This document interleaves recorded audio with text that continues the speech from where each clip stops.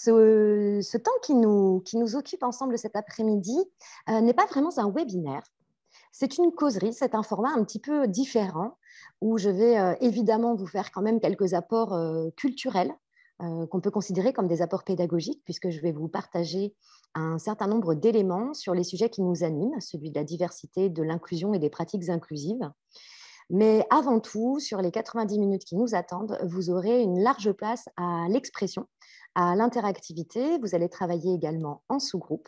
Donc, je vous propose comme contrat relationnel et comme contrat d'expérience pour cette heure et demie qui nous attend, de faire preuve d'ouverture, de bienveillance, vous sentir confiant dans l'idée que vous pouvez vous exprimer et que vous ne serez pas jugé, c'est-à-dire pas mal jugé, que tous les points de vue sont accessibles et entendables. On va essayer d'être exemplaire en la matière. On veut que nos entreprises soient inclusives. Avec Sandrine, on fera en sorte d'être inclusif autant que possible avec vous. Alors, je vais lancer le partage pour vous raconter juste en quelques instants qui Clubhouse France et qui Wunjo sont. Donc, Clubhouse France fait partie de ces initiatives innovantes et exemplaires en matière d'inclusion. Et vous savez qu'à l'occasion de cette semaine de l'entreprise responsable et inclusive, les organisateurs ont décidé de mettre à l'honneur des organisations, des structures associatives publiques et privées qui mettent en œuvre des politiques d'inclusion qui font vraiment vibrer leurs valeurs humanistes et ont à cœur d'intégrer à la fois dans leur activité, mais parfois aussi dans leur considération de leurs parties prenantes, des comportements inclusifs. Clubhouse France est une structure associative qui a pour mission, pour noble mission, de prendre en compte les personnes qui ont un trouble psychique et de les accompagner vers l'insertion sociale et l'insertion professionnelle. Donc, ils les accueillent pour restaurer, maintenir et améliorer leur qualité de vie. J'ai donc le plaisir d'animer pour Clubhouse France, mais en représentant également ma structure, Wunjo. Nous sommes un cabinet conseil et un organisme de formation du côté de Toulouse. Nous sommes une entreprise à impact qui relève de l'économie sociale et solidaire et dont la raison d'être est de contribuer à humaniser, pour ne pas dire réhumaniser, la vie au travail et vous permettre de fluidifier, de faciliter vos coopérations professionnelles. Alors, pour commencer, je vais vous proposer d'ouvrir le chat et ou vos micros. Donc, vous pouvez prendre la parole de manière vocale ou de manière écrite à votre guise pour répondre à ce petit exercice dit d'inclusion. Voici la question que je vous pose. Quand vous pensez inclusion, donc quand le mot arrive dans votre tête, qu'est-ce qui se passe au niveau de votre cœur? Qu'est-ce que vous ressentez? Quel est le mot qui vous vient à l'esprit? Quelle est votre sensibilité quand vous pensez inclusion? Donc, si vous avez plaisir à vous exprimer directement par le micro, c'est avec bonheur.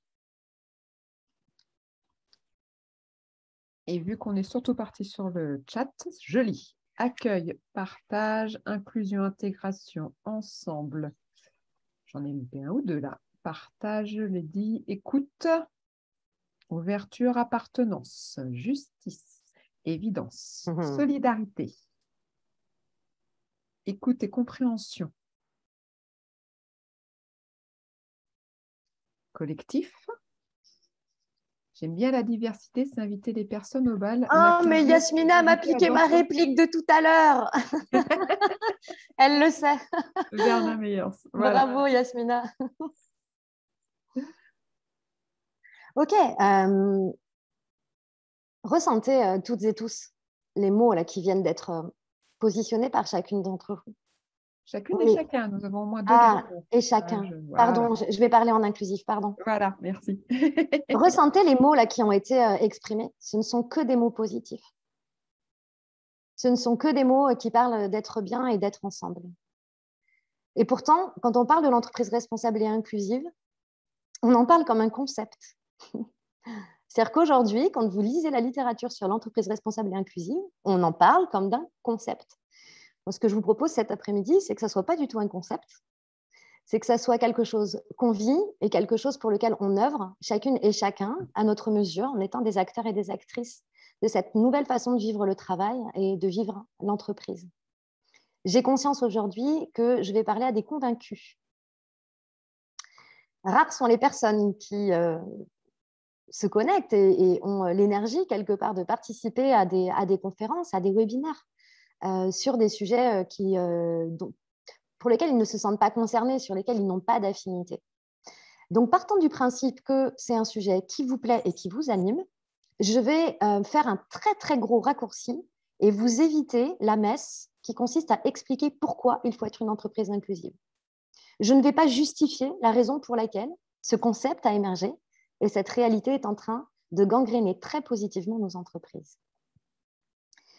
J'ai consulté le profil des personnes qui se sont connectées aujourd'hui à cette visio, qui s'étaient inscrits. Il y a une très large diversité des dirigeants, des personnes qui sont en charge de la RSE et de l'inclusion, des formateurs en QVT, des indépendants.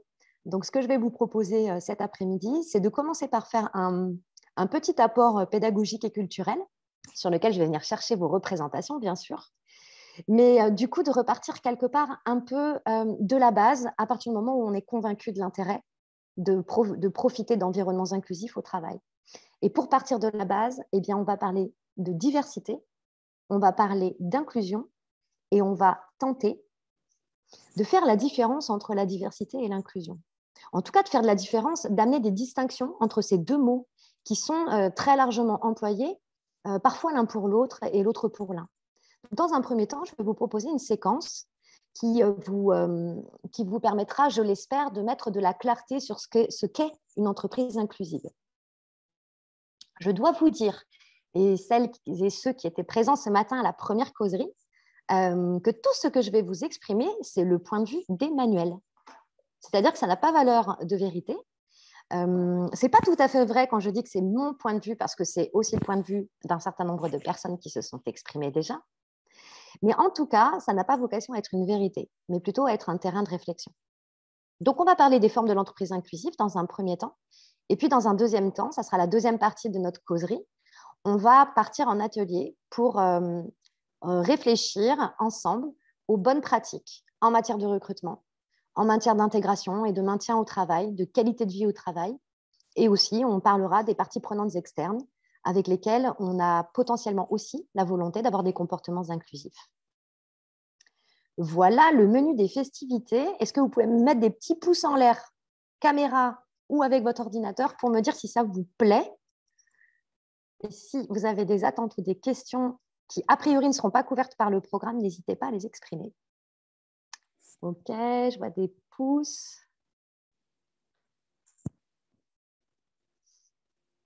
Bon, globalement, celles et ceux qui n'ont pas levé leur pouce, vous n'hésitez pas à écrire dans le chat si c'est plus aisant pour vous. Alors, on y va.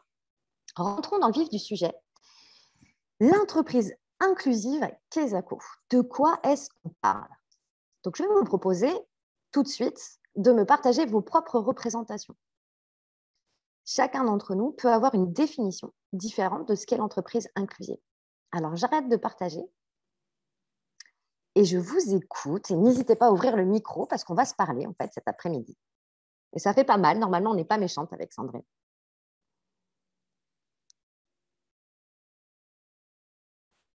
Alors, qu'est-ce que c'est pour vous l'entreprise, une entreprise inclusive? Comment est-ce que vous la définiriez?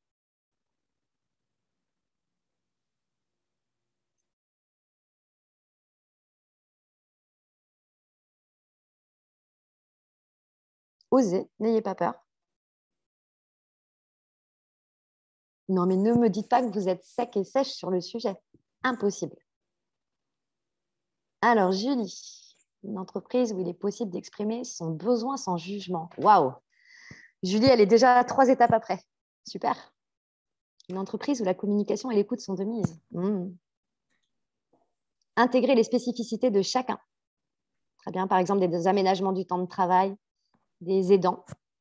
Intégrer des collaborateurs et des collaboratrices en situation de handicap.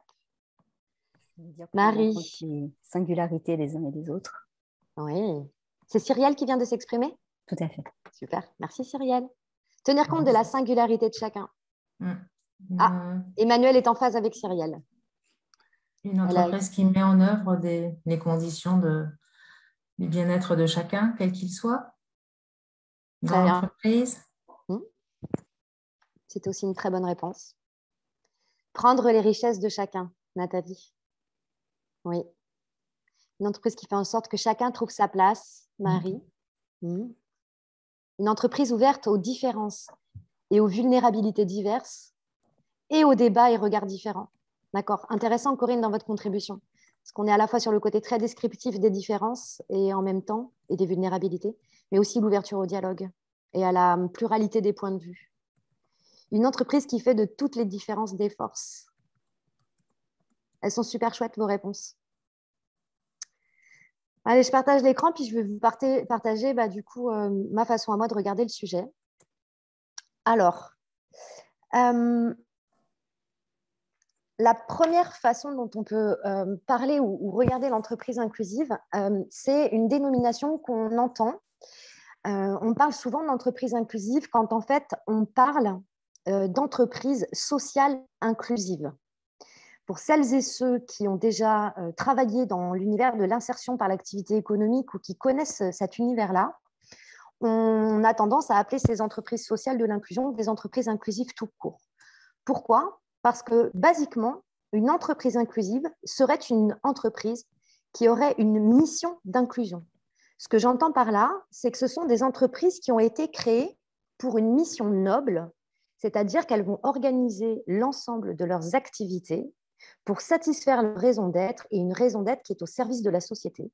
C'est-à-dire que vraiment inscrit dans leur raison d'être, il y a cette vocation à inclure des profils qui sont exclus du monde du travail.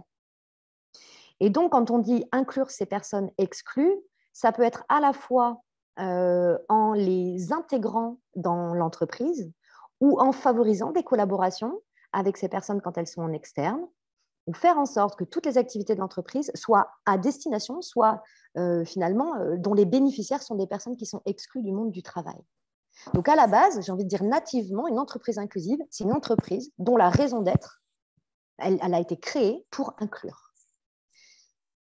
Donc je vous ai mis le lien vers le Pacte Ambition 2019, typiquement, qui est un document qui fixe une volonté d'État d'accélérer de manière extrêmement significative le nombre d'entreprises françaises dites inclusives, selon l'État, c'est-à-dire d'entreprises qui vont accueillir des collaborateurs et des collaboratrices dans le cadre de l'insertion socio-professionnelle. Ces entreprises à mission d'inclusion, elles ont évidemment pour obligation d'être performantes économiquement. Et on le sait quand on fréquente cet univers-là, qu'il y a quelque chose qui tiraille à l'intérieur entre une mission sociale, une mission profondément sociale, et l'obligation d'être également performant économiquement. Et ça, on l'a vu ces dernières années, je pense que Sandrine elle pourrait très largement témoigner de ça, à quel point il est compliqué quand on est un travailleur social de se dire qu'il faut qu'on fasse du chiffre, qu'on développe de l'argent, qu'on fasse du business. Toujours est-il qu'il faut se dire que cet argent, lorsqu'il est gagné, quand la profitabilité est au rendez-vous, l'entreprise à mission d'inclusion sociale va avoir pour valeur et donc pour comportement de redistribuer la richesse et de partager cette valeur de manière à ce que l'argent ait été fait avec l'humain, mais qu'il soit réinjecté pour l'humain. Donc voilà, donc basiquement, une entreprise inclusive, c'est une entreprise d'inclusion sociale qui a cette mission-là. Alors, ces entreprises dont la raison d'être est de faire de l'inclusion, elles sont censées avoir également des pratiques inclusives. C'est-à-dire que si elles sont vraiment alignées en termes d'identité et de pratique, elles sont censées intégrer à l'intérieur de leurs équipes des personnes issues de la diversité, prendre soin d'elles, faire en sorte qu'elles soient à leur place et qu'elles se sentent bien. J'ouvre la parenthèse rapidement, mais parfois on a l'intention d'inclure et parfois c'est beaucoup plus difficile de le faire sur le terrain. Et c'est vraiment pour ça qu'on va travailler ensemble sur les bonnes pratiques. Parce que, et là c'est presque un propos déculpabilisant que j'ai envie de tenir, on peut avoir l'intention d'être une entreprise inclusive et avoir beaucoup de difficultés à le faire. Ce qui est juste logique et normal, puisque la matière première avec laquelle on travaille, ce sont des humains qui sont vivants, qui vivent des cycles, qui sont extrêmement complexes, qui n'ouvrent pas forcément toujours leurs pensées ou leurs émotions. Bon, en tout cas, il y a une deuxième façon de regarder l'entreprise inclusive qui est beaucoup moins sur le statut, qui est l'entreprise qui tout simplement cultive la diversité. Et si j'en crois vos réponses, vous étiez beaucoup partis sur cette définition-là de l'entreprise inclusive. Alors, j'aimerais bien qu'on rappelle ce que c'est que la diversité. Et là, je vais tout vous afficher tout de suite. Alors, la première chose, c'est que j'aimerais rappeler que la diversité, ce n'est pas positif, ce n'est pas négatif. Et la diversité, ce n'est pas un problème à résoudre. La diversité, ça existe, tout simplement. On pourrait donner un synonyme qui serait tout simplement la variété. Donc, la diversité, elle a toujours existé, elle existera toujours. C'est ce qui fait aussi le côté extrêmement passionnant et riche de l'humanité, c'est qu'on est toutes et tous différents. On n'a pas les mêmes origines, on n'a pas forcément les mêmes croyances et valeurs, on a des modes de fonctionnement qui sont complètement différents. Donc, en fait, se dire qu'il y a un sujet autour de la diversité, c'est presque fou, parce que de base, j'ai envie de dire, avec juste un peu de bon sens, on sait très bien qu'une entreprise qui n'aurait pas de diversité, ça n'existe pas. Mais quand le sujet de la diversité est arrivé sur le tapis il y a une quinzaine d'années, qu'on s'est senti obligé de réglementer, de faire des lois, c'est parce qu'on a voulu porter un autre regard sur la diversité, ne pas considérer cette dimension presque, j'ai envie de dire, sociologique et démographique des choses. On a porté notre attention sur des minorités qui avaient tendance à être exclues du monde du travail. Et donc, la définition officielle de la diversité érige 3 formes de diversité. La diversité visible, invisible, et puis comme c'est tellement compliqué, on a une case autre. Voilà. Donc, dans la diversité visible, on va positionner tout ce qui est d'ordre culturel, ethnique, racial, les nationalités, les genres et le handicap mental et physique. Dans les formes de diversité invisible, tout ce qui est différence de niveau d'instruction, les expériences de vie, la situation familiale, le statut socio-économique. On pourra également positionner ici la neuroatypicité et la neurodiversité. Et dans la dernière forme de diversité non classée, on mettra les orientations sexuelles, la religion et la langue. Ce que j'aimerais, là où j'aimerais vraiment attirer votre attention, c'est qu'il y a ces définitions officielles, mais il y a aussi un besoin de contextualisation. Je vais vous parler d'une entreprise alors qui est dans le monde de la compta et de la gestion, il y a que des femmes. Et dans cette entreprise, s'ouvrir à la diversité, c'est juste réussir à embaucher un mec un jour. Donc, vous voyez qu'on n'est pas obligé d'aller jusqu'à des ratios et des quotas et une vision extrêmement ouverte, parler de LGBT, etc. Évidemment, il faut le faire. Mais chez elle, la diversité, c'est juste ça. Quand on est dans le monde du bâtiment, nous, on travaille pas mal dans l'univers du bâtiment. La diversité chez eux, c'est réussir un jour à avoir un responsable d'affaires qui soit une femme.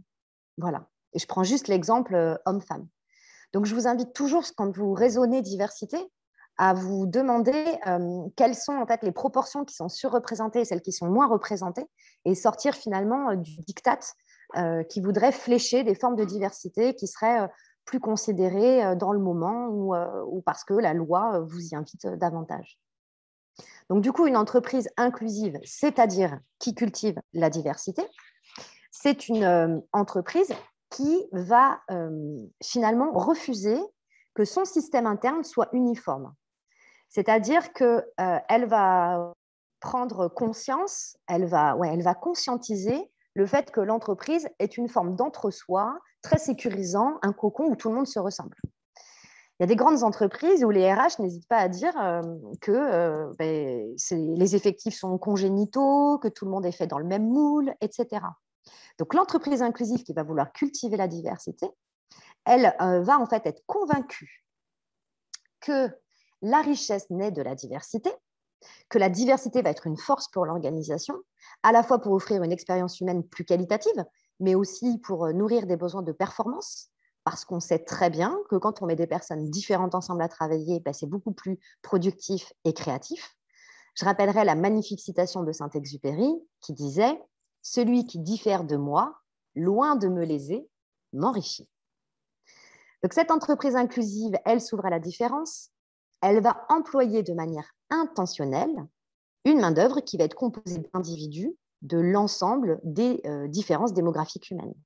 Donc, en fait, elle va faire évoluer la composition de son groupe en diversifiant les profils de son groupe. Et donc, évidemment, en termes de pratique, il va falloir qu'elle modifie ses conditions d'accès à l'emploi pour faciliter l'insertion socio-économique de ces personnes dites issues de la diversité. Si j'essaie de vous synthétiser l'entreprise inclusive cultive la diversité, j'ai envie de vous dire 4 choses que je vais venir mettre en complément et en regard de la troisième façon de regarder l'entreprise inclusive dont je vais vous parler dans un instant. L'entreprise inclusive qui cultive la diversité, en fait, elle est dans une logique qui est diversité, c'est le contraire de l'uniformité. En fait, je lutte contre la ségrégation, je lutte contre la discrimination. La diversité serait donc quelque chose à regarder de manière extrêmement descriptive. C'est très rationnel, hein, c'est très technique. Ça peut être tout à fait quantifié. On est en matière de diversité sur un sujet qui est de l'ordre du recrutement, de l'intégration. Et en termes de RSE, si je le raccroche à notre sujet chapeau qui est la RSE, on va parler d'externalité positive. Voilà sur la diversité. Est-ce que vous voulez réagir, commenter? Sandrine, est-ce qu'il y a des messages sur ça? Non, elles sont très sages. Elles sont très sages et très attentives. Ok. Alors, je viens évidemment avec mes gros sabots sur la troisième forme d'entreprise inclusive. Vous me voyez venir. Pourquoi? Parce qu'on va voir des entreprises qui vont avoir des chartes diversité, qui vont avoir des quotas très, très bien respectés, mais qui pour autant ne sont pas des entreprises inclusives. Et c'est là, en fait, où tout le sujet se complexifie et où il devient absolument passionnant. Parce qu'en fait, la diversité ne suffit pas à l'inclusion. Ce que je veux dire par là, c'est qu'une entreprise qui pratique la diversité n'est pour autant pas forcément une entreprise qui propose un environnement inclusif à ses collaborateurs et à ses collaboratrices. C'est bien plus compliqué que ça. C'est comme si l'inclusion, c'était la deuxième étape après la diversité. Le deuxième élément en vigilance que j'ai envie de vous partager, c'est qu'il ne peut pas y avoir d'environnement inclusif si, en amont, on n'a pas ouvert nos chakras et pratiqué la diversité. C'est comme si finalement une politique diversité était la condition sine qua non pour que l'entreprise soit inclusive. Donc vous voyez le côté yin et yang de ces deux dimensions. Et j'ai bien envie d'en rajouter une troisième, c'est que la diversité, elle ne va pas pouvoir être efficace, elle ne va pas fonctionner si on ne prend pas soin d'inclure ensuite nos collaborateurs et nos collaboratrices. On a des centaines, des milliers d'exemples d'entreprises qui sont exemplaires en matière de diversité, mais qui n'arrivent pas à maintenir en poste les personnes qui sont issues de la diversité. Parce qu'il y a dans cette deuxième étape des loupés, des virages qui ne sont pas évidents à prendre, des changements de paradigme, des postures à faire évoluer, des formations, des sensibilisations qui ne sont pas faites suffisamment, des accompagnements parfois qui manquent, et qui font que finalement, les efforts de diversité produits en amont sont complètement gâchés par des pratiques non inclusives par la suite. Et comme on cherche quand même à être efficace et à faire en sorte que nos efforts portent des fruits, je vous propose qu'on s'intéresse à la troisième forme d'entreprise inclusive, qui est tout simplement une entreprise qui a des pratiques inclusives. Donc, si les quotas, les politiques, toutes les obligations liées à la diversité peuvent partir d'une bonne intention, il se peut que de respecter tout ça ne suffise pas et n'ait pas de résultats significatifs. Alors, voilà ce que j'ai l'intention de vous dire. Je vous avais fait des super animations, mais en fait, j'ai plutôt envie de me laisser porter par ce que je vous raconte. Quand on passe d'une logique de diversité à une logique d'inclusion, encore une fois, les deux ne s'excluent pas, vous avez bien compris. Mais quand on est sur ce passage, on va sortir d'une vision dite intégrative, où l'objectif c'est d'intégrer des personnes issues de la diversité, on va passer à une vision plus dite égalitaire, à une vision intégrative.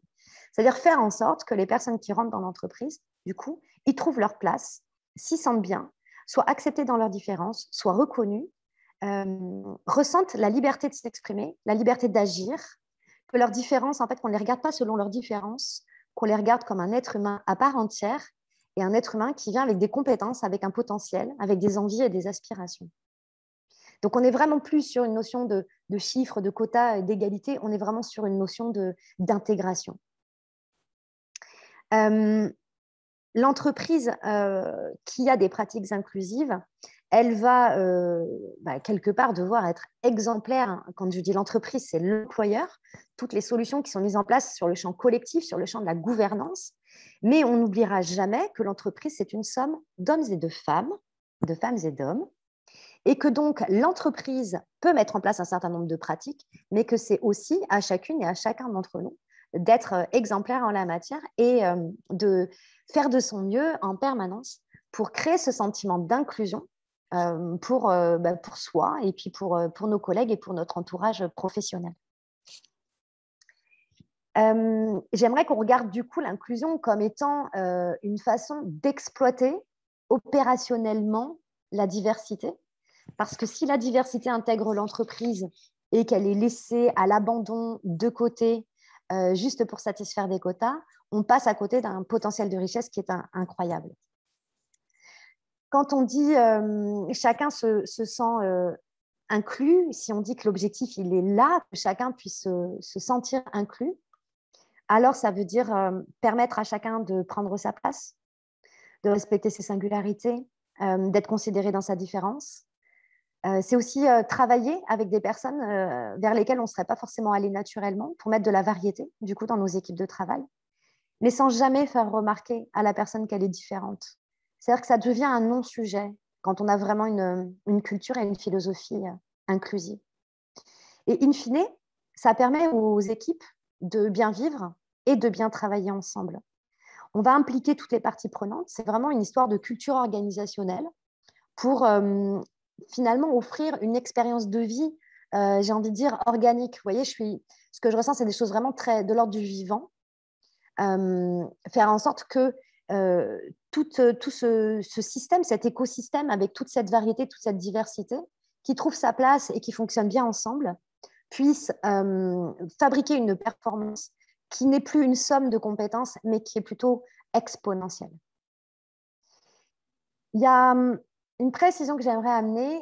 Nous, souvent, quand on accompagne des entreprises inclusives, on se rend compte que l'énergie, les efforts sont énormément faits pour intégrer et offrir des conditions d'emploi aux personnes issues de la diversité. Et on met vraiment 100% des efforts sur cette personne-là ou sur ces personnes-là. J'aimerais juste te rappeler qu'un nouvel salarié qui arrive dans une équipe, oui, il a besoin qu'on prenne soin de lui, qu'on l'intègre, qu'on l'onboard, qu'on prenne soin de ses besoins, etc. Mais c'est aussi tout son environnement qui a besoin qu'on prenne soin de lui. Et on a tendance, alors pardonnez-moi l'expression, mais à cannibaliser l'attention de l'employeur, du manager, sur cette personne qui a besoin d'être intégrée, en faisant parfois l'impasse de ce que le reste de l'équipe peut penser ou ressentir avec cette personne qui vient être intégrée. Et ça, je pense que tout à l'heure, quand on va être dans l'atelier, Sandrine aura l'occasion de vous en parler. Évidemment, il y a des solutions en matière de sensibilisation, de formation et d'accompagnement, parce qu'il s'agit de considérer que l'inconfort d'intégrer, par exemple, une personne qui va avoir des troubles psychiques, l'inconfort, il n'est pas forcément que du côté de la personne concernée. Il peut être aussi du côté du manager qui doit réapprendre à manager d'une manière différente. Et du côté de l'équipe aussi. Il doit trouver un mode de fonctionnement avec cette personne. Et évidemment, cette intégration originale, j'ai plutôt envie de l'appeler comme ça, crée des chamboulements dans l'équipe.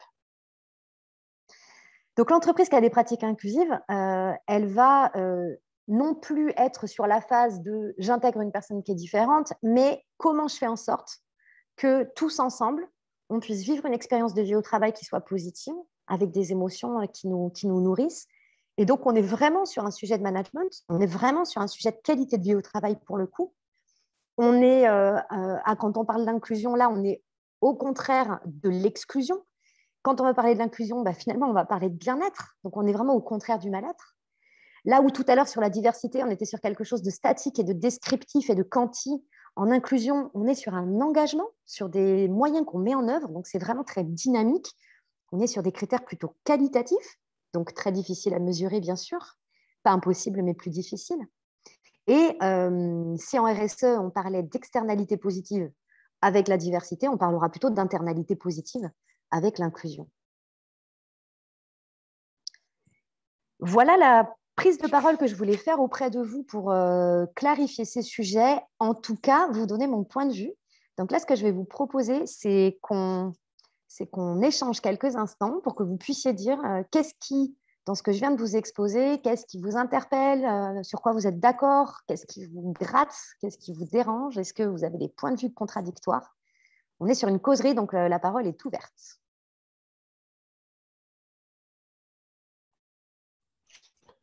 Bonjour, Fabrice Goulven. Alors, moi, ça paraît pousser des portes, mais en effet, quand vous mettez en avant que l'intégration inclusive doit prendre le manager, les RH, mais aussi l'ensemble de la société, oui, mais en effet, ça vient me gratter parce que je me dis que c'est nettement plus complexe que le premier abord que j'y voyais. Ouais, merci Fabrice. Et on va avoir l'occasion, là, dans la séquence qui arrive, de partager sur nos bonnes pratiques. L'idée, c'est vraiment qu'en repartant d'ici, vous soyez inspirés et nourris des pratiques des autres. Et puis, si vous avez des questions par la suite, on aura vraiment de la matière à vous faire passer si vous le souhaitez. Est-ce qu'il y a d'autres remarques ou envie de réagir? Julie, ça va? Oui, oui. Non, en fait, J'ai vu faire ça. Non, j'ai écrit dans le chat. Donc, j'étais en train de dire, est-ce que je le dis à l'oral? Est-ce que le chat est visible? Non, je disais pour rebondir sur le propos de Fabrice que il faut aussi prendre en compte la personne à inclure et pas penser à la place de la personne en lui proposant la solution qu'on pense être la bonne. Magnifique. C'est les accords Toltec qui nous apprennent qu'il faut arrêter de faire des suppositions. On n'est pas dans la tête, dans le cœur, ni dans le corps des personnes qui sont en face de nous, même de notre conjoint, même de notre enfant. Donc, quand on veut prendre soin de quelqu'un, eh bien, il est le principal sachant de sa situation, de ses besoins satisfaits et non satisfaits. D'où l'intérêt d'encourager, encore une fois, dans des climats de confiance, la liberté d'expression, de cultiver le non-jugement, etc. Mais oui, arrêtons de penser pour les autres. On en a pas mal parlé ce matin au webinaire sur la QVT. Quand on prend des dispositions, évitons de les décider d'une tour d'ivoire de la gouvernance et donnons la parole au terrain et aux personnes concernées. Ouais, merci Julie. Est-ce qu'il y a d'autres commentaires ou réactions?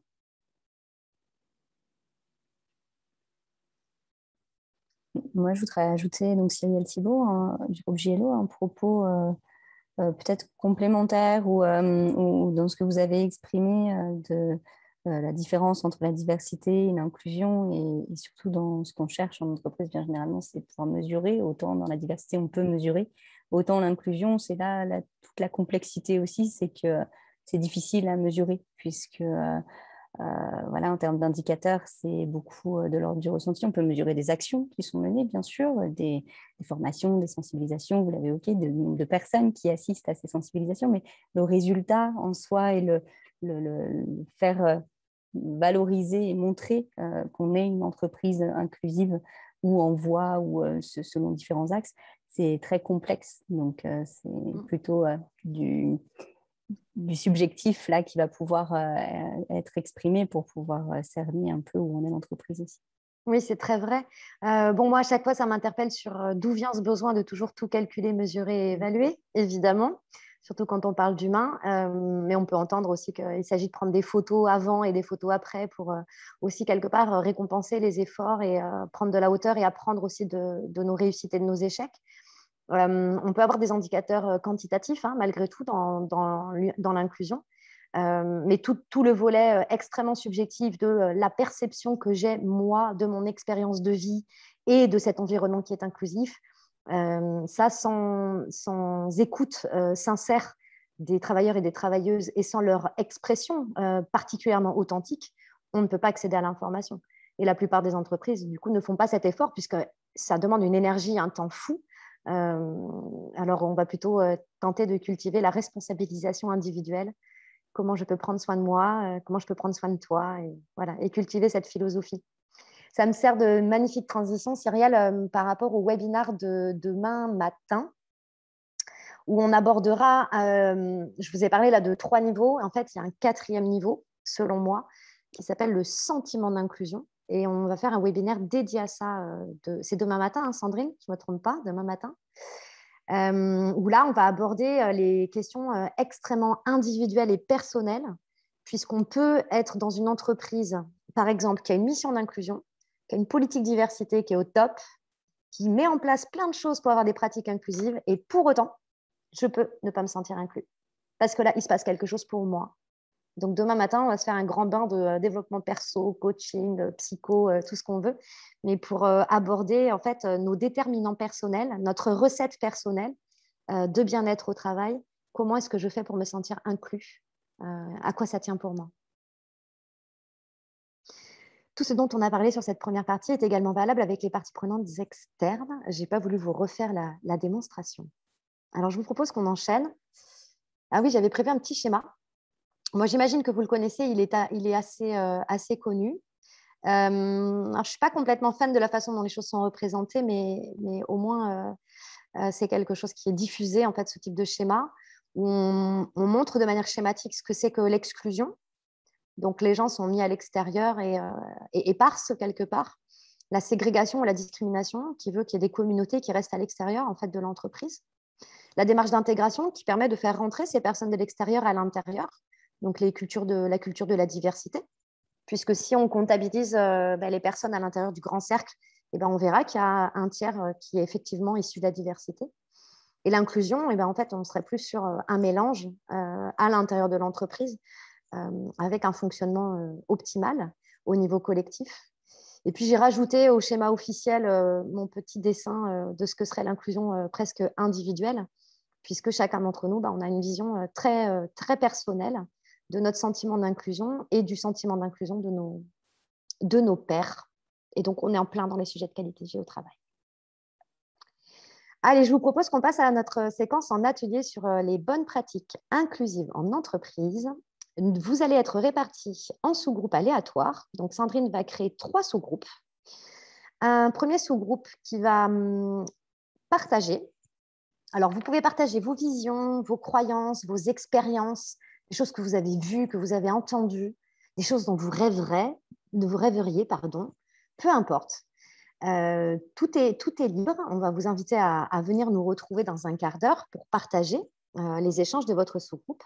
Et donc, 3 sous-groupes. Un premier sous-groupe qui va travailler sur les bonnes pratiques inclusives en matière de recrutement. Donc là, on parle vraiment de l'étape en amont de recrutement.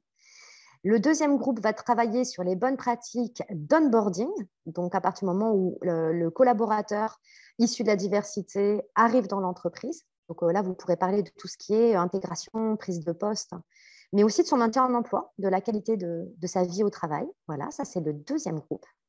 Et le troisième groupe, je vous propose de travailler sur les bonnes pratiques inclusives avec nos parties prenantes externes, donc par exemple fournisseurs, partenaires, etc. Alors, Sandrine, donc, si tu peux créer 3 groupes. Ah, tu es en train de le faire? Non, je ne suis déjà pas en train de le faire parce que déjà, il ne veut pas me le proposer, donc ça va être très compliqué. Et donc, on a eu un certain nombre de départs, donc nous ne sommes plus que 10, Emmanuel, sans toi et moi. Donc, d'accord. Tu veux quand même ce sous-groupe parce que j'ai plein de messages depuis tout à l'heure, les gens enchaînent des rendez-vous. Ah oui, bien sûr. Voilà. Non, alors à ce moment-là, on ne va pas fonctionner en sous-groupe, on va partir en discussion. Oui, on est suffisamment nombreux pour rester en discussion tranquille tout ensemble, en fait. Tous ensemble. Il y a toujours Fabrice. C'est ce que j'allais dire. Regardez, je regardais, on en a encore un. Il n'y en a plus qu'un. Il n'y en a plus qu'un et c'est celui-là. Ok. Donc, on lance la conversation. On lance la conversation. On va demander à tout le monde d'ouvrir ses micros. On va faire tout l'inverse de d'habitude. C'est ça. Ouais, c'est l'avantage d'être en tout petit comité aussi. Voilà. Donc, je vais proposer donc à chacun et à chacune d'entre vous de témoigner sur les 3 dimensions de l'inclusivité. Je vais fermer le partage, qu'on se voit en grand, qu'on soit bien tous ensemble. OK. Alors, sur le sujet du recrutement. Bien vu, Cyrielle. Tout à fait. Nous remercions Fabrice pour de nous permettre d'être diversifiés. Tout à fait. Du coup, on va donner la parole à Fabrice. Voilà. Si vous êtes d'accord, Fabrice. Puis-je dire non? J'ai envie de dire, est-ce que je peux être Oui, bien sûr. Pas d'accord. Les bonnes pratiques en manière de recrutement. Alors, il y en a plusieurs, mais en fait, j'ai aussi peur rapidement de tomber dans le côté d'exclure en voulant inclure. Je me dis que donc je suis dans un secteur de la cosmétique qui est aussi comme le secteur de comptabilité très féminisé. C'est-à-dire que quand vous lancez un recrutement, si vous voulez masculiniser, vous allez du coup avoir des difficultés sur le recrutement. Et j'ai énormément de difficultés à inclure des bonnes pratiques dans le recrutement sans exclure la nécessité ou le besoin qui est pour moi le besoin primaire du recrutement, c'est d'acquérir des compétences et des nouvelles capacités ou un besoin de ressources. Donc, En bonne pratique, je vois bien que, en effet, tout ce on peut lire pour inclure, c'est pas de réduction par rapport au type de poste qui est un handicap ou pas, ou des origines, ou des choses comme ça. Ça, c'est évident. Ça me rentre dans le basique, c'est ce qui est fait au quotidien, c'est de la bonne pratique, c'est de l'usuel, hein. Après, il y a toute une côté par rapport aux hommes-femmes qui commence à être un peu plus tendancieux, parce que si vous voulez rester sur une équivalence homme-femme, bah, en fait, vous êtes obligé de plus sélectionner des hommes pour essayer de chercher l'équilibre, et du coup, vous perdez peut-être des compétences que des personnes dans leur CV auraient pu vous apporter. Là, je sens qu'il y a un côté entre les bonnes volontés, l'inclusion, la diversité, qui va se confronter aux besoins nécessaires de l'entreprise, parce que comme vous l'avez dit initialement, l'entreprise a surtout et avant tout besoin d'être alors rentable, mais avoir de bonnes compétences et acquérir le recrutement, c'est l'objectif principal. Donc j'ai un peu je vois la difficulté dans mon quotidien de manager de recruter des personnes qui répondent aux besoins tout en incluant la diversité, et comment pas passer de l'autre côté, faire que de la diversité en venant désavantager mon besoin initial qui est d'avoir des nouvelles compétences et des choses comme ça. Voilà. Super intéressant. J'aimerais bien que ce soit le groupe qui réagisse. Moi, j'ai une question du coup là, dans la bonne pratique du recrutement.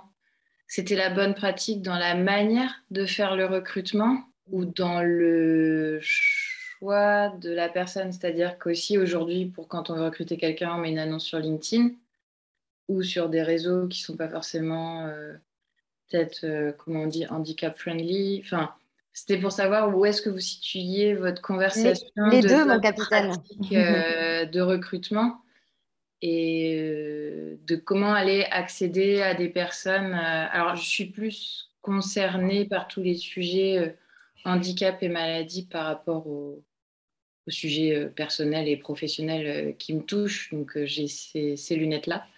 Mais du coup, les personnes justement ultra compétentes et tout, mais qui d'un point de vue ou physique ou de traitement ou etc. ne peuvent être dans un lieu classique de bureau et doivent rester chez eux. Donc comment aller atteindre vers ces personnes qui finissent par ne pas aller travailler pensant que ce n'est pas possible de travailler. Enfin voilà, bon, c'est un peu confus ce que je dis, mais Non. il faut aussi penser aux bonnes pratiques rien que dans la faisabilité en amont. Pas que l'annonce et le contenu et comment on reçoit les gens, parce qu'a priori, la bonne pratique, et sinon, ça serait enfin pas l'anonymat, mais enfin, en fait, d'être pris juste pour ce qu'on est. Moi, j'étais dans un métier dit de garçon et je sais que je me suis fait embaucher parce qu'il n'y avait à l'époque sur 180 ingénieurs que 5 filles. Mais c'est quelque chose qui m'a toujours énormément blessée au tout début. Après, je ne sais rien à faire. Mais au début, enfin, moi, de base, dans ce métier-là, je n'étais pas forcément pour mener un combat de... J'étais, ah non, moi, je voulais être pris pour ce que je savais faire. Et en fait, c'est dur quand on a l'étiquette comme ça, parce qu'on se dit, bah, compétence égale, on a pris la fille, quoi. Ah ouais. La fameuse discrimination positive. Voilà, moi, je trouve ça un peu... Mais j'aimerais bien, Julie, parce que en fait, c'est pas l'un ou l'autre, c'est tout ça. Quand on parle du recrutement, on parle de toutes les étapes. C'est le média sur lequel on va communiquer, c'est le contenu de l'annonce, c'est le dossier de candidature. On voit qu'on a de plus en plus de candidatures qui se font via des formulaires sur Internet. C'est comment on pose les questions, c'est est-ce que ce formulaire est accessible. Enfin, c'est tout ça. Jusqu'à l'entretien de recrutement, avec la technique de recrutement, la posture du recruteur. Bon, voilà. La façon de dire oui ou de dire non, c'est tout ça, en fait, le sujet quand on parle de recrutement. Et donc, Julie, quand vous parliez du média, si j'en reviens du coup presque au tout début dans cette chaîne de recrutement, quels conseils, quelles bonnes pratiques vous avez vues ou dont vous avez pu bénéficier peut-être? Non, en fait, j'ai observé, j'avais assisté plutôt au fait que c'était une entreprise qui aidait les entreprises à recruter des personnes qui pouvaient potentiellement avoir un handicap et qui permettait, mais du coup, ça déborde sur votre sujet numéro 2 de l'onboarding, et qui du coup aidait à communiquer sur quels pouvaient être les besoins au départ quand la personne allait arriver dans l'entreprise. Et il donnait l'exemple, il y avait une personne qui était qui était malentendante, et en fait, il n'y en avait qu'une autre dans l'entreprise qui savait, par exemple, signer et pas d'autres gens. Enfin, il peut y avoir des trucs, lecture sur les lèvres, signer, enfin, plusieurs choses pour se comprendre. Et en fait, même si tout le monde était dans la bonne volonté d'inclure cette nouvelle personne dans leur entreprise, elle exprimait le fait, elle témoignait de tout le monde était hyper sympa, mais je pouvais pas, si l'autre n'était pas là, je pouvais pas assister au pot après départ, je pouvais pas, enfin après départ, after work. Et en fait, elle finissait par être exclue alors que c'était des gens qui étaient dans l'inclusion. Donc ça part de la bonne volonté, mais qui tombe un peu à plat. C'est ça. Bon, on pardonnera toujours quelqu'un qui a une bonne intention mais qui n'y arrive pas, d'autant plus s'il a conscience qu'il n'y est pas parvenu. Oui, et la personne n'en voulait pas à l'entreprise, elle y est restée 3 ans et après elle a essayé de trouver un autre... Ça lui a donné plutôt confiance pour se dire qu'il y avait d'autres entreprises qui allaient potentiellement être aussi accueillantes. Mais du coup, ils avaient choisi d'un point de vue, alors je ne sais pas si eux, ça partait du départ de vouloir participer à une RSE ou une raison d'être plus inclusif. Ils ont choisi du coup d'autres profils avec de personnes en situation de handicap qui pouvaient mieux accueillir dans ce qu'ils avaient dans leur environnement. Oui, bien sûr. Si on pense entretien de recrutement maintenant, est-ce que vous avez des bonnes pratiques à partager? Comment est-ce qu'on tient compte des différences dans l'entretien de recrutement?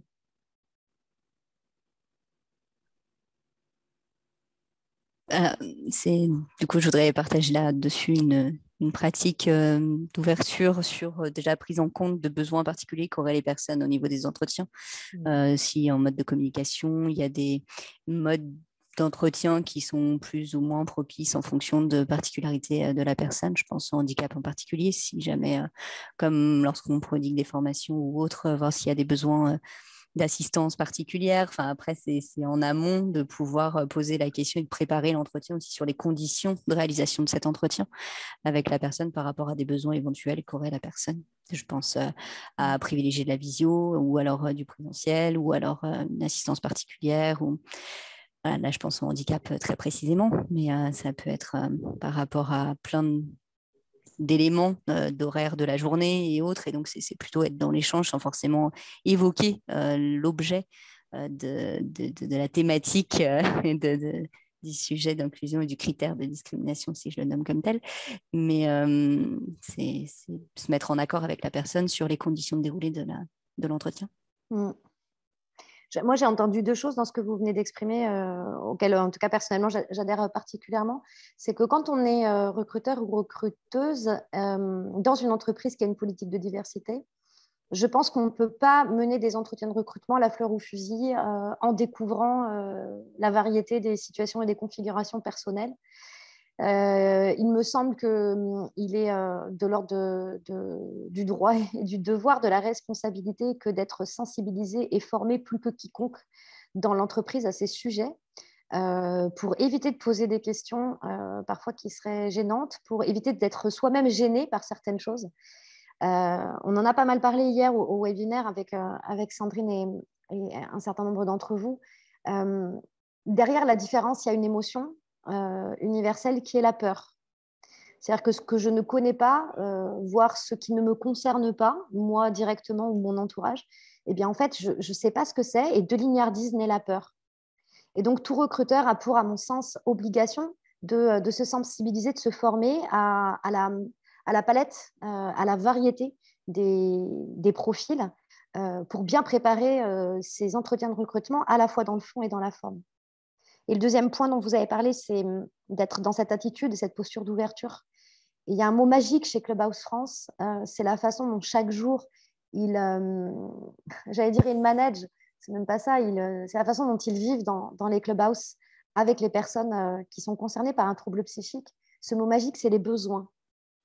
Chacun d'entre nous, chacune d'entre nous a des besoins spécifiques dans sa vie en général et au travail en particulier. Et quand on a la chance d'avoir compris qu'un être humain, il passe sa vie à essayer de satisfaire ses besoins, en tant que recruteur, on va avoir le réflexe d'interroger les besoins de la personne qui est en face de nous. Charge évidemment à ce candidat, à cette candidate, d'avoir elle-même fait un chemin d'identification, de compréhension de ses besoins et avoir appris à oser formuler une demande, à exprimer la meilleure manière de satisfaire ses besoins ou de dire de manière très honnête, j'ai ce besoin-là, je ne sais pas comment on pourra le satisfaire, mais j'ai confiance qu'on y arrivera ensemble. Ça me paraît très important en termes de posture et de parler des besoins. OK, sur le recrutement, est-ce que vous voulez ajouter quelque chose avant qu'on passe au deuxième? Oui, c'est NV, Julie, bien sûr. On devrait tous être enseignés en communication non violente depuis la maternelle. Mais bon, heureusement, on œuvre dans les entreprises à faire connaître cette façon de vivre. OK, on passe au deuxième sujet alors. Quelles sont selon vous les bonnes pratiques? Alors, on va peut-être commencer par l'onboarding, par l'intégration, par la prise de poste. On est dans la situation où l'entreprise, avec sa politique diversité, a recruté une personne, par exemple en situation de handicap, ou une personne qui est différente. Comment est-ce qu'on fait? Quelles sont les bonnes pratiques pour l'intégrer, l'accueillir, adapter son poste, préparer les conditions favorables à ce que ses premiers jours et ses premiers mois soient de belles expériences et ne lui donnent pas envie de fuir?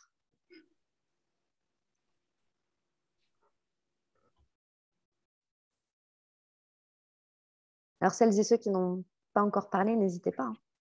Nathalie, je suis sûre que vous avez un avis.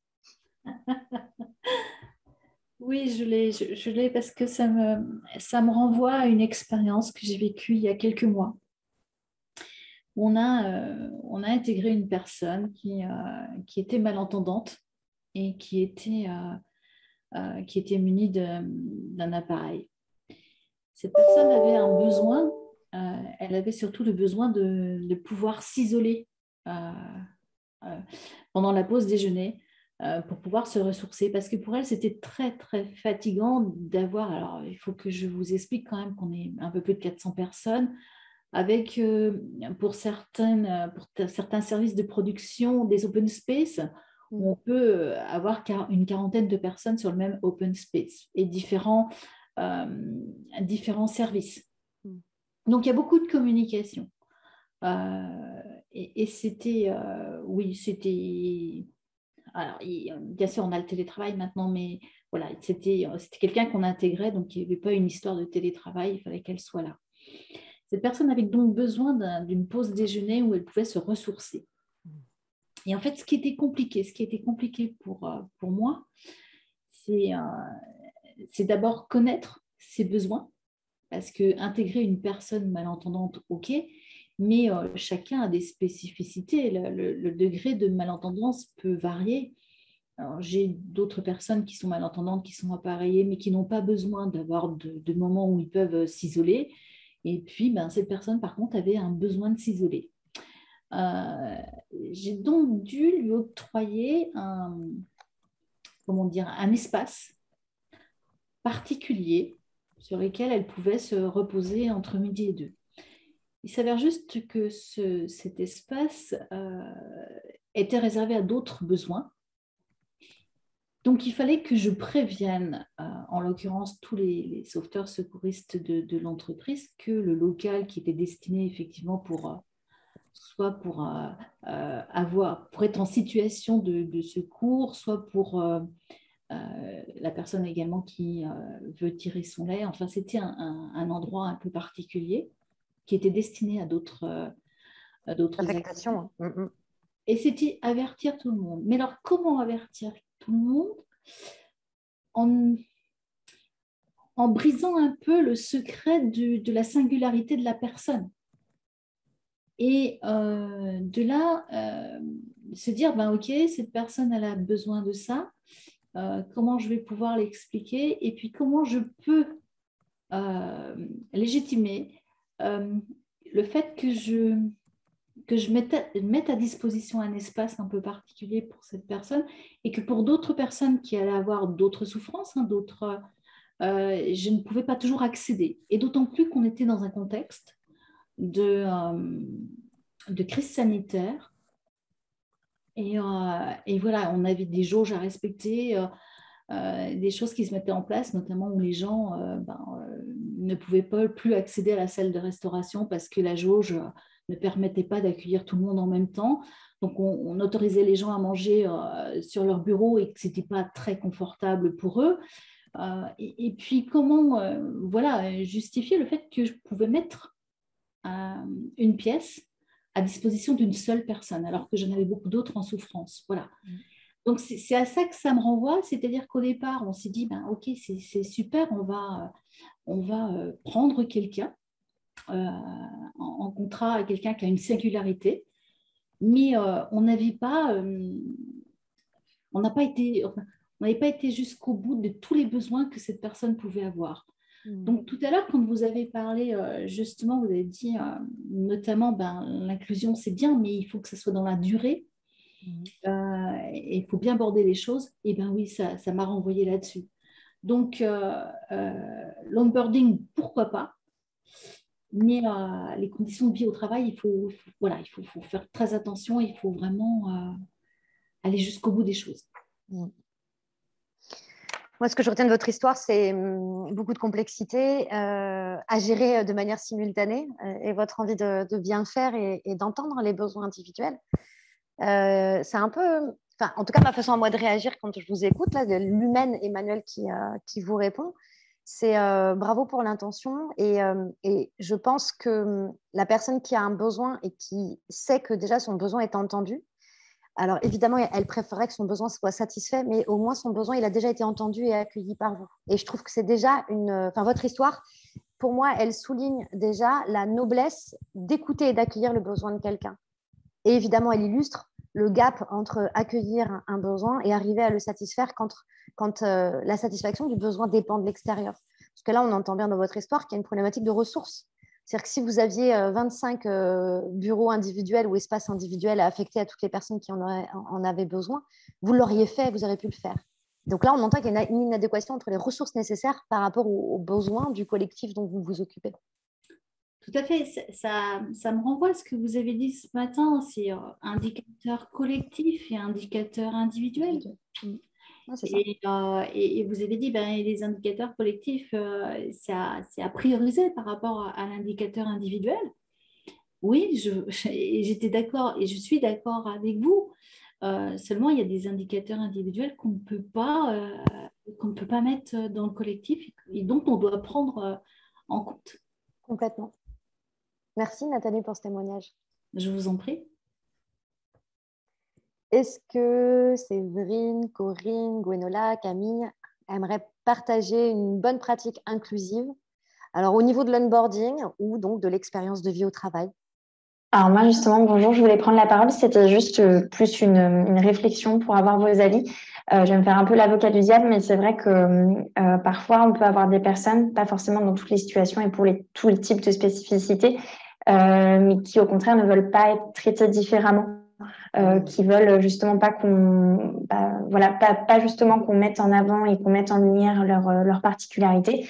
Et à ce moment-là, évidemment, je pense qu'il y a un travail d'écoute, de recherche des besoins justement sur la personne, comment elle se sent avec sa spécificité et comment elle souhaite que l'on aborde également au travail. Mais du coup, c'est toujours un peu compliqué parce que moi, personnellement, dans l'entreprise dans laquelle je suis, donc je suis au service RH, on n'a pas de personnes, en tout cas, qui se sont identifiés comme ayant un handicap ou une certaine reconnaissance de handicap. Donc peut-être qu'à ce jour, on est une petite société, on est à peu près 70 personnes. Bon, en tout cas, on ne le sait pas si c'est le cas. Je parle de handicap là en particulier. Mais du coup, c'est vrai que donc j'ai jamais eu cette situation à gérer. Mais peut-être que des choses qui pourraient être mises en place, la personne ne va pas forcément se sentir, bien avec la situation parce que peut-être qu'au contraire, pour elle, ce serait mettre en avant son handicap plutôt que de la traiter comme une personne, je dirais, pas classique, enfin, c'est pas le terme, mais une personne comme les autres personnes de la société. Donc à ce moment-là, comment ça se passe finalement quand on a envie de bien faire justement, mais peut-être que pour la personne, c'est pas ce qu'elle attendait. Est-ce qu'il y a quelqu'un qui a envie de réagir? Moi, j'ai un avis. Je sais pas si c'est un avis. Je vais faire comme vous, c'est l'avis de Julie qui peut être partagé et discuté. Parce que moi, j'ai fait beaucoup de travaux sur parler cancer et travail, comment parler de la maladie au travail. Et justement, si après, il y a des besoins de mise en place de travail en part-time, comment on appelle ça, un congé thérapeutique ou pas. Et justement, dans notre entreprise, nous, on était confrontés à des personnes qui voulaient continuer à travailler parce que ça les aidait dans leur thérapie à pas être tout le temps chez elles. Et justement, tout ceci à mettre en place pour aussi oser libérer la parole. Je l'avais fait en expérience et après, je l'avais vu dans mes travaux. Moi, faisant de l'associatif pour des personnes atteintes de cancer depuis plus de 15 ans, du coup, tout de suite, on est venu me chercher en disant hey, toi, là, il y a une telle qui est malade, du coup, on ne sait pas quoi. Enfin, ils étaient complètement perdus. Et en fait, c'était surtout de se dire, en fait, de parler d'autres, enfin, pas d'autres choses, mais du coup, moi, j'ai parlé de ce que je faisais dans mon association. Enfin, j'ai pris l'excuse de parler de mon association pour voir aussi comment les autres, quelles expériences ils avaient du cancer, parce qu'en fait, le cancer, tout le monde est touché de près ou de loin. On en parle tout le temps, mais on ne sait pas en parler. C'est tabou, mais en fait, on a peut-être tous une expérience à partager et ça avait vachement libéré la parole de plein de gens, de juste exprimer sans parler des gens en premier. Et il y avait des personnes qu'on avait découvert en fait qui étaient, leur enfant était malade, donc en fait à la maison c'était compliqué. D'autres, c'était leur conjoint. Enfin, et mine de rien, dans notre entreprise, cette maladie était devenue moins tabou du fait d'en parler. Donc après, j'ai concentré parce que j'ai fait des formations et tout, donc j'ai concentré mes travaux là-dessus. Et il y a des entreprises très bien qui en font, qui d'ailleurs participent, je crois, vendredi matin dans le cadre de la série la We Care at Work. Ils sont hyper bons dans le sujet, donc je recommande. Mais des fois, de parler d'un sujet ou de prendre des prétextes dans l'année parce qu'il y a des fêtes de tout, ça peut donner l'opportunité à certains de s'exprimer sur un sujet qui les concerne plus personnellement. Enfin, voilà. Après, c'est sûr, on ne peut pas porter toutes les causes et toutes les problématiques, mais au moins les problématiques qui peuvent être vraiment... Alors là, j'emploie le mot handicap au sens large, pas quelqu'un qui est forcément handicapé, mais il y a une contrainte, ou alors je sais pas, l'interculturalité aussi, suivant comment on travaille, enfin, de trouver un peu des... Enfin, en fait, de libérer la parole, pas forcément en pointant du doigt la personne qui pourrait se sentir ciblée, mais du coup, déjà d'ouvrir le dialogue, de savoir que le dialogue est ouvert, voilà, est possible. Oui, merci Julie. Est-ce qu'il y a quelqu'un qui veut rebondir aussi, réagir au partage de réflexion de Séverine? Je vais juste, je viens de regarder dans le fil des discussions le petit mot de Gwenola. Gwenola, je suis référent handicap territorial. Voilà. Et de ma boîte également, du local. Gwenola nous indiquait qu'il existe dans certaines entreprises un référent handicap. Effectivement, hein, c'est une loi d'ailleurs. Ah, je m'arrête là.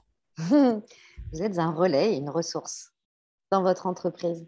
Et peut-être plus largement, parce que j'ai l'impression que vous avez la personnalité nécessaire pour accueillir des questions en dehors de votre travail sur le sujet, Nathalie. Oui, j'allais dire, justement, d'avoir des référents ou au moins une personne, même si elle a un autre poste, mais qu'on sait qu'elle est peut-être plus sensibilisée ou informée sur un sujet. Pendant la crise sanitaire, j'étais dans un service qui s'est auto-créé pendant le Covid, qui était en fait un peu cellule extérieure bordélique qui au départ est arrivée en bénévolat et comme du coup le service public c'était tellement le Bronx, on pouvait faire des choses actives et être utile. On était entre le service de santé au travail et entre les ressources humaines vraiment administratives et du coup on était la hotline de tous les soignants qui avaient le Covid. Et du coup, en fait, c'était autant genre comment je fais un arrêt maladie que où je vais me faire tester, mais que de se faire écouter dans des trouilles de revenir au travail, surtout au début quand on savait pas trop ce qu'il en était, qu'on se sentait pestiféré ou je sais pas quoi. Et du coup, d'être entre les deux, d'être entre le côté ultra médical et le côté ultra administratif, ça a libéré la parole aussi. Mais on n'était pas non plus des psychologues, on orientait en fait. Ça faisait un petit pôle d'orientation. Oui, et puis une forme de père aidance, quelque part. Ouais, c'est ça.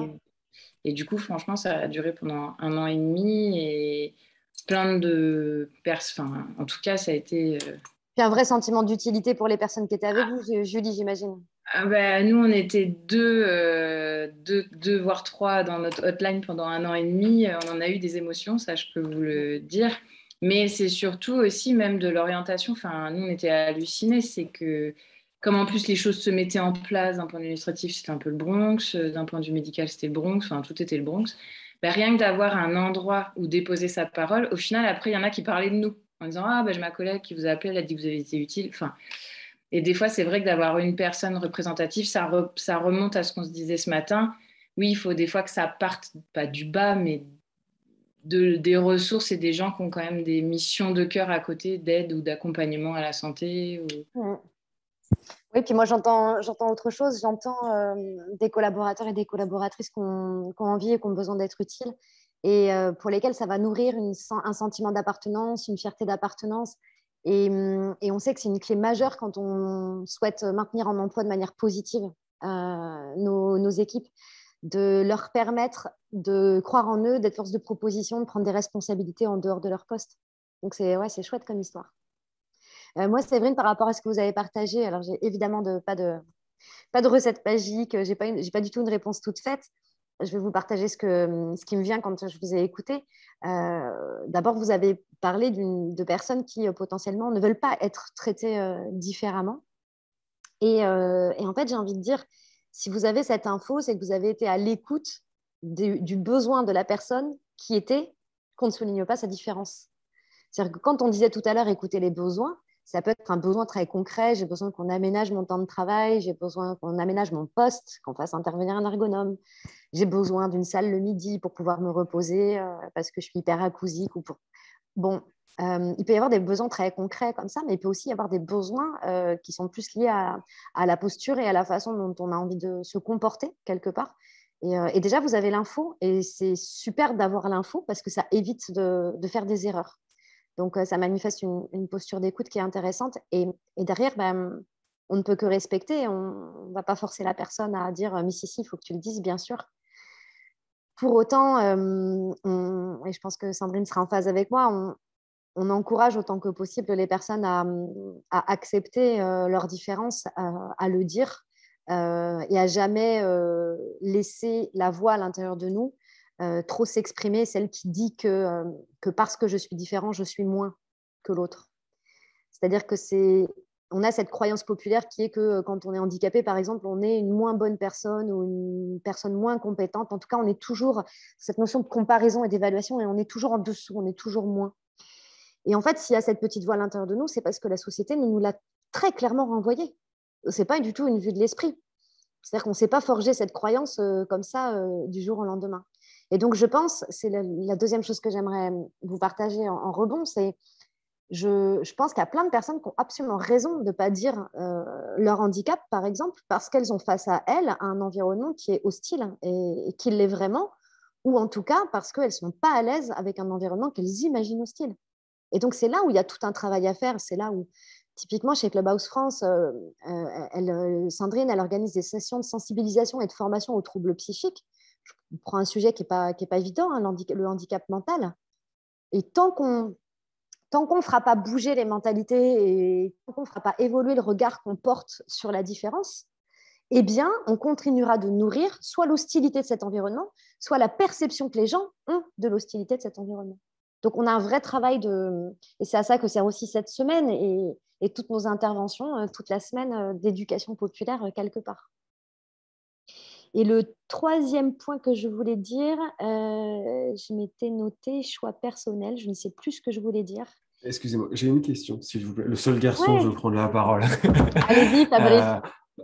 Parmi tout ce que vous avez mis en avant sur notamment le onboarding, je comprends bien qu'en gros, quel que soit le handicap physique, psychologique, etc., quand il n'est pas visible, on doit amener la personne à s'exprimer sur son handicap, à le communiquer, mais si elle ne le veut pas.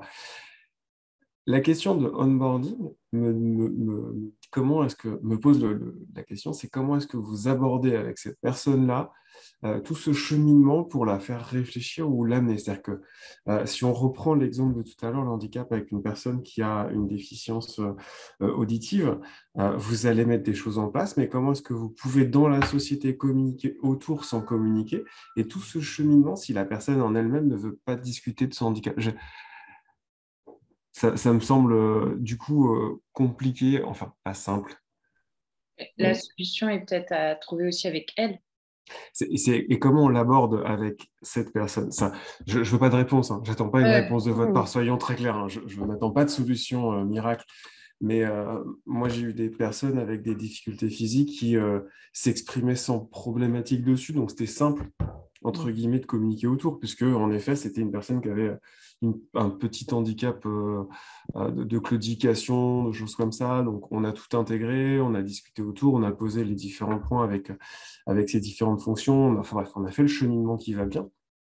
Mais sur des personnes qui ont des handicaps légers, type auditif, mais qui ne veulent pas en discuter, mais qui ont quand même besoin, comment est-ce que vous la mettez en situation et comment vous arrivez à intégrer ce handicap dans une problématique qui ne peut pas, si la personne ne le veut pas discuter, comment vous l'amenez? C'est un cheminement qui me semble compliqué dans une vie dans certaines sociétés où clairement ça prend du temps, mine de rien, et que cette notion temps-compétence, enfin je reviens à la notion temps-compétence, j'aime pas le terme, mais productivité-gain, enfin vous voyez ce que je veux dire, le terme, et vous m'excuserez pas adéquat, mais comment est-ce que vous mettez tout ça en ligne pour lier tout ça et arriver à un équilibre de bonnes pratiques? Voilà. Moi, j'aurais une première question à poser. Effectivement, il n'y a pas vraiment de réponse, puis il y a plein de cas et plein de subtilités dans les cas. En fait, presque j'en viendrais à sortir d'une posture de sauveur qui regarde la pauvre petite personne vulnérable, fragile, dont il faut s'occuper. J'ai envie de sortir de cette posture-là en disant simplement c'est un être humain qui travaille, qui est dans une situation personnelle. Autour d'elle, elle a aussi plein de personnes qui sont dans plein de situations personnelles. Et en fait, c'est quoi mon job en tant que manager? C'est de faire en sorte que dans cette équipe, tout se passe bien et qu'on travaille bien ensemble, qu'on soit efficace. Donc, le sujet, il est là. Cette personne, est-ce que, c'est là où j'ai une question, c'est est-ce que le handicap de cette personne est quelque chose qu'elle sait gérer elle-même, par elle-même, pour elle-même, et donc qui n'a pas d'impact sur son écosystème de travail, ou est-ce que son handicap suppose des adaptations dans son environnement de travail? Parce qu'il y a une grande majorité de personnes qui ont des handicaps qui savent parfaitement gérer et en fait qui supposent des adaptations légères et qui sont de leur ressort ou du ressort du... On le gère avec le manager, avec le recruteur au début, et puis après, en fait, ça roule. Et puis, il y a certains handicaps qui supposent de réviser complètement des organisations du travail, des aménagements de postes, des horaires, des distributions de tâches, des managers qui doivent, par exemple, faire des listes écrites pour certaines personnes parce qu'elles ont des troubles de l'attention ou parce qu'en situation de bipolarité ou de schizophrénie, il y a une surcharge mentale qui fait que les choses, il faut qu'elles soient écrites. En fait, c'est quel est le dimensionnement derrière à effectuer pour que la personne, elle soit confortable dans son poste et que son environnement le soit aussi. Voilà, quoi. Voilà comment j'avais envie de réagir. Qu'est-ce que vous en pensez, les autres? Moi, c'était juste parce que du coup, dans l'organisation, on ne parle pas de... Enfin, personne, en tout cas, ne s'est manifesté en précisant un handicap. En revanche, du coup, on a pas mal de diversité sur les orientations sexuelles, etc. Et pour autant, ce n'est pas, a priori, en tout cas, à notre connaissance, moi, de mon point de vue RH et en plus, donc, du point de vue des collaborateurs, il n'y a jamais eu de sujet. Et donc, du coup, c'est vrai qu'on ne met rien de particulier en place. Mais des fois, je me dis, est-ce que parce que tout va bien, il ne faut rien mettre en place, ou est-ce qu'au contraire, si tout va bien, on peut quand même mettre des choses en place pour, on va dire, peut-être prévoir quelque chose en prévention.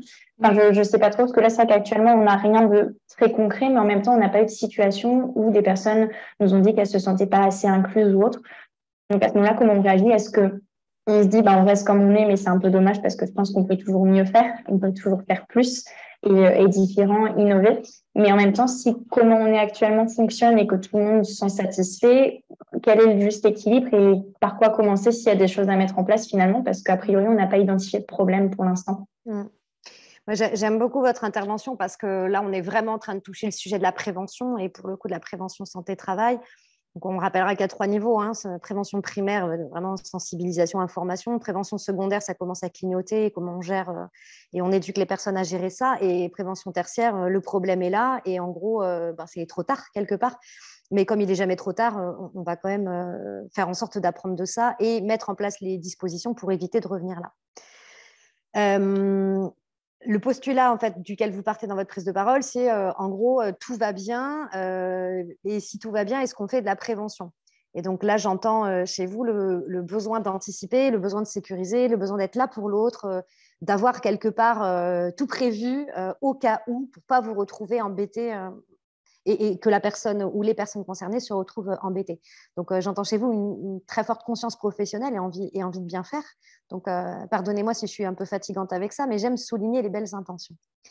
Nous, en qualité de vie au travail, on a un regard très, comment dire, une posture très, très ancrée par rapport à la prévention, qui consiste à dire qu'il faut sortir d'une vision pathogène de la santé au travail et la considérer quand même, c'est-à-dire tout ce qui est risque professionnel, oui, mais il faut aussi porter un regard salutogène sur le travail, c'est-à-dire tout ce qui va bien. Et donc, en QVT, on ne fait pas que des RPS, on ne fait pas que du risque professionnel, on va aussi aller regarder tout ce qui fabrique aujourd'hui la recette du bien-vivre individuel et du bien-vivre ensemble.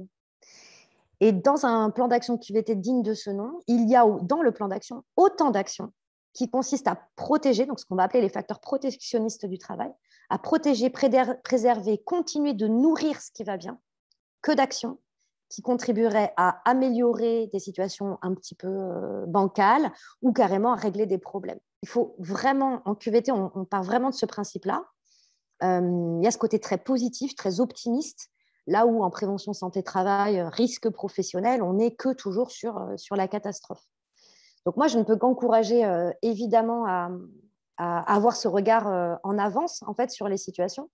Par contre, alors si vous en avez les moyens, c'est extraordinaire. Je connais très peu d'entreprises qui aient vraiment les moyens de se poser ce genre de questions. Mais moi, le seul conseil que je vous donnerais, c'est d'aller écouter ce qui va bien pour continuer d'être vigilant à préserver et protéger ce qui va bien. Et par l'écoute salariale, la vraie écoute, celle où un être humain parle à un être humain. Et moi, personnellement, les baromètres, je ne suis pas fan du tout, mais ça peut être aussi un outil. Donc, c'est écouter en fait tous ces facteurs protecteurs du travail, les formaliser, les verbaliser, les exprimer, parce que ça fait du bien d'entendre ce qui va bien. On a besoin dans nos univers professionnels, là aussi, de se nourrir de choses super positives et d'encourager chacune et chacun à cultiver ces facteurs protectionnistes. Vraiment faire preuve de gratitude envers celles et ceux qui prennent des initiatives au service du collectif et de l'inclusion. Remercier des managers, souligner, peut-être parfois leur offrir de la reconnaissance dans la com interne, lors d'un événement, je ne sais pas. Mais pour inspirer et pour continuer en fait cette jolie spirale. Ouais, c'est vrai que nous, en plus, on essaye, en tout cas, on a encore une PME, mais de mettre pas mal de choses en place. Mais c'est vrai que souvent, les personnes, parce que dans plus grosses boîtes, etc., il y a plus de choses mises en place. Et donc, du coup, on a souvent, au contraire, on nous dit souvent ce qui ne va pas. Et moins souvent en RH, en tout cas, ce qui va. Donc, c'est vrai que des fois, c'est un peu pas décourageant, mais un peu usant et frustrant de voir qu'on essaye de faire le mieux et que finalement, vous parliez de baromètre, on en a fait un très récemment. Effectivement, il y a eu des choses positives qui sont sorties, mais aussi beaucoup de choses, d'autres choses. Donc, c'est hyper intéressant. Mais pour autant, c'est vrai que c'est toujours moins souligné ce qui va. Mais c'est intéressant, du coup, ce que vous disiez, peut-être d'aller chercher l'information et de voir les choses autrement. Effectivement, se renseigner sur ce qui ne va pas, mais aussi se renseigner sur ce qui va. C'est vrai que c'est un autre angle qui est assez pertinent. Merci pour votre réponse, du coup. Avec plaisir. Bon, l'être humain et le français en particulier adore critiquer quand ça ne va pas.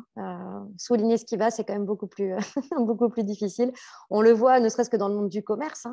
Il y a, je crois que c'est le rapport de 1 sur 4. Un client sur 4 qui est satisfait l'exprime, sur 4 clients qui vont dire qu'ils ne sont pas contents. Donc, on est très impitoyable et je crois beaucoup à la culture de la gratitude, de la reconnaissance, oser dire ce qu'on pense et offrir du positif autour de soi. On a tous à être des petits colibris pour favoriser cette entreprise inclusive et puis ce bien vivre ensemble. Je vous propose qu'on clôture. Alors, on n'est plus très, très nombreuses. Non, nombreux, il y a toujours Fabrice. Si vous voulez bien mettre dans le chat une petite note, 0, c'était nul, vous n'avez rien appris. La bonne nouvelle, c'est qu'en général, ceux qui auraient mis 0 sont plus là pour le mettre. 5, c'est quand vous avez trouvé que c'était top. Et puis, vous pouvez écrire de 1, 2, 3, 4, bien évidemment.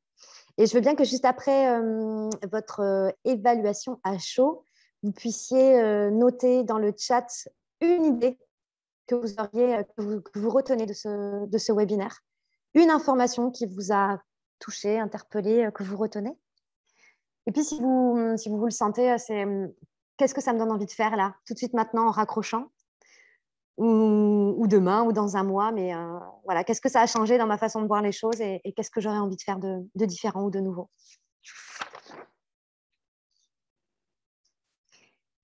Pendant que vous écrivez, j'en profite pour vous donner rendez-vous donc au webinaire de demain matin qui sera la poursuite de celui d'aujourd'hui où on va parler du sentiment d'inclusion au travail, donc cette dimension extrêmement individuelle et personnelle. Et j'aurai le plaisir de vous retrouver ainsi que Sandrine demain après-midi autour du sujet des programmes ambassadeurs et la façon dont nos collaborateurs et collaboratrices convaincus et amoureux de nos entreprises peuvent être des relais, des ambassadeurs extraordinaires de nos structures, en interne comme en externe. Est-ce qu'il y a la possibilité d'avoir le lien pour s'inscrire si on ne l'est pas encore? Alors oui, Sandrine. Alors, ce que je vous propose, le plus simple, c'est de retourner sur le site lasérie.org Oui. et de retourner sur le programme et vous avez simplement à vous inscrire à travers ça et vous aurez automatiquement le lien qui vous sera renvoyé. Donc, c'est directement sur le bon horaire. Par différents autres sites. Allez directement sur le site de lasérie.org. C'est peut-être plus simple. Merci. De rien. Et donc, nous avons globalement... Pardon, oui? Oui, pardon, je disais que si certaines ou certains d'entre vous sont disponibles vendredi en début d'après-midi de 14h à 15h30, nous animerons une séquence uniquement dédiée au partage et à l'expression autour de tous les sujets d'inclusion qu'on aura traités à l'occasion de nos 6 webinaires au total. Donc, si l'une ou l'un d'entre vous veut bien venir partager ce qui s'est dit aujourd'hui, ce qu'il a compris, retenu, il n'y a pas de bonne réponse, de mauvaise réponse, c'est juste du partage d'expérience à bâton rompu et où vous pourrez rencontrer les participants des autres webinaires qui aussi pourront vous faire une petite synthèse, en tout cas du partage. Donc, on aura plaisir à vous retrouver vendredi. Je vais me permettre juste, par rapport aux résultats qui arrivent là dans le chat, pour le coup, chez Clubhouse, on propose donc un certain nombre d'actions de sensibilisation et d'outils qui peuvent essayer de vous apporter des solutions, bien évidemment, pour ouvrir cet espace de parole, puisque c'est vraiment ça qui est nécessaire aujourd'hui. Et on a cette richesse en interne de pouvoir mobiliser des témoins, des personnes concernées, qui viennent exprimer justement leur vécu. Et c'est ce qui est, pour le coup, très libérateur de parole de vos salariés, de vos collaborateurs. Ce que vous disiez tout à l'heure, Séverine, cette difficulté en gros, il semblerait que tout aille bien dans le meilleur des mondes parce que la parole n'arrive pas à se libérer, très clairement, souvent. Et le fait, à un moment, de mettre en position une personne concernée, donc pour le coup, avec un statut de handicap ou non, peu importe, mais en tout cas, réellement concernée par une difficulté, une fragilité, et qu'elle vienne de façon très transparente, très simple, expliquer son vécu, où elle en est, qu'elle est en position de pouvoir retourner dans ce collectif qui est le monde professionnel, et qu'elle se sentira en plus en totale liberté d'exprimer ce qu'elle est. Ça permet aux autres, à un moment, de se dire, moi aussi, je n'ai pas besoin d'avoir un regard négatif des autres. Et je crois que c'est surtout ça, Emmanuel l'a dit au démarrage, aucun regard négatif doit être porté. À un moment, on peut décider que ce soit fait en collectif ou en individuel, de parler de soi, de parler de ce qu'on ressent, de la façon dont ça se passe dans une entreprise. Et pour ça, je pense que l'exemplarité, ou en tout cas dans le côté témoignage, était vraiment un élément majeur dans ce qui peut faire transformer l'organisation des entreprises.